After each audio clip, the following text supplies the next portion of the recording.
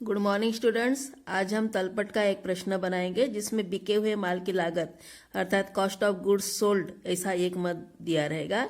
तो वैसा मत देने के बाद हम किस प्रकार से तलपट बनाएंगे उस पर आपको पूरा ध्यान देना है। तो तलपट बनाने के पहले आपने वही जो डेबिट होने वाले खातों की सूची और क्रेडिट में कौन कौन से खातों को लिखा जाता है वह सूची आपको थोड़ा सा याद रख देना है।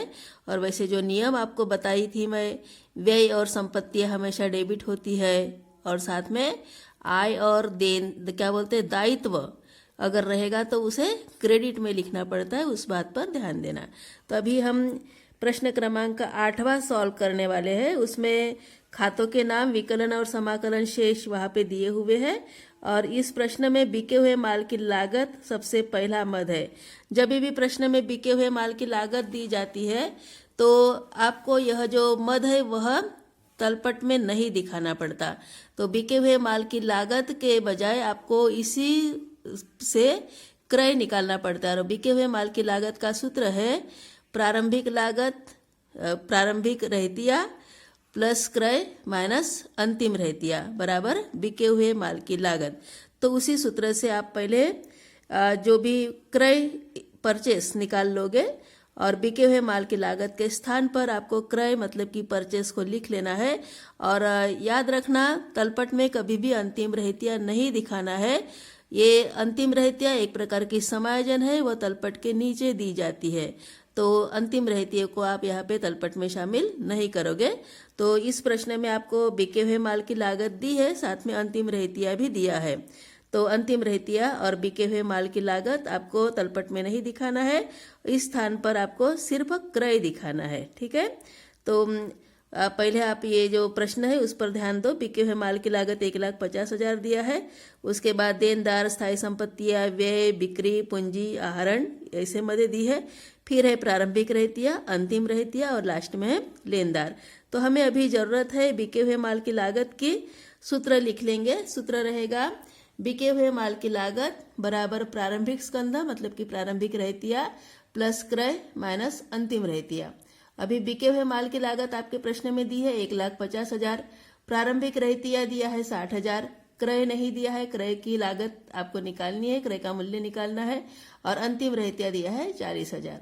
तो 1,50,000 बराबर 60,000 में से 40,000 घटाते हैं तो 20,000, 20,000 प्लस क्रय करके आएगा। तो क्रय बराबर क्या हो जाएगा, पक्षांतर करेंगे तो 1,50,000 में से 20,000 घटेगा, 1,30,000 रुपया क्रय का मूल्य दिखेगा। अभी इसी 1,30,000 पर ध्यान देते हुए आपको तलपट बनाना है। तो तलपट के कॉलम्स तैयार कर लो। तलपट के कॉलम में आप ऊपर हेडिंग लिख लोगे तलपट ट्रायल बैलेंस करके। यह तलपट एक विशिष्ट तिथि को बनाया जाता है, इसलिए नीचे तिथि का उल्लेख दिखाओगे। प्रश्न में तिथि नहीं दी है इसलिए दिनांक डैश डैश का करके लिख लेंगे। फिर उसके बाद आपके कॉलम्स है, पहला कॉलम क्रमांक करके है, फिर है खातों के नाम, उसके बाद खाता पृष्ठ, विकलन शेष मतलब कि डेबिट शेष और फिर आखिरी कॉलम है क्रेडिट शेष, समाकलन शेष। ठीक है, तो इस टाइप से कॉलम्स तैयार करेंगे। अभी ये जो बिके हुए माल की लागत करके जो शब्द था उस जगह पे आपको लिखना है क्रय, और इसीलिए आप सबसे पहला मद क्रय करके लिखेंगे। जो आपने कैलकुलेट किया है क्रय उसी को यहाँ पे अभी लिखना है। तो क्रय की अमाउंट हमेशा डेबिट पक्ष में दिखती है, इसलिए क्रय डेबिट पक्ष में, डेबिट शेष में लिखेंगे 1,30,000 रुपया।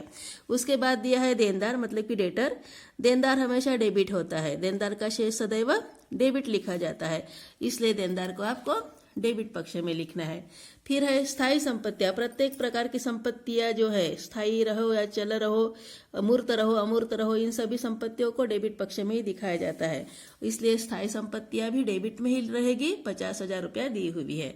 उसके बाद व्यय भी हमेशा डेबिट में ही लिखने पड़ते हैं, तो व्यय की अमाउंट भी आपको डेबिट पक्ष में लिखनी है 20,000 रुपया। फिर आगे है बिक्री, सेल्स। विक्रय हमेशा क्रेडिट में होता है, क्रय हमेशा डेबिट में, तो विक्रय हमेशा क्रेडिट में रहेगा और इसी कारण से बिक्री की जो अमाउंट है वह क्रेडिट में दिखेगी 2 लाख रुपया। फिर है पूंजी। पूंजी का शेष सदैव क्रेडिट होता है, इसलिए पूंजी की अमाउंट 91,000 रुपया क्रेडिट में लिखना है। फिर है आहरण। पूंजी का विपरीत होता है आहरण। पूंजी अगर क्रेडिट में है तो आहरण डेबिट में रहेगा, तो आहरण का शेष आपको डेबिट पक्ष में लिखना है। फिर उसके बाद दिया है प्रारंभिक रहतिया 60,000। प्रारंभिक रहतिया हमेशा डेबिट में रहेगा क्योंकि ये संपत्ति है अपनी। तो प्रारंभिक रहतिया 60,000 रुपया डेबिट पक्ष में। उसके बाद अंतिम रहतिया नहीं लिखेंगे। अंतिम रहतिया एक समायोजन रहता है जिसे तलपट में नहीं दिखाना, इस बात पर पूरा ध्यान देना। तो अंतिम रहतिया नहीं दिखाएंगे।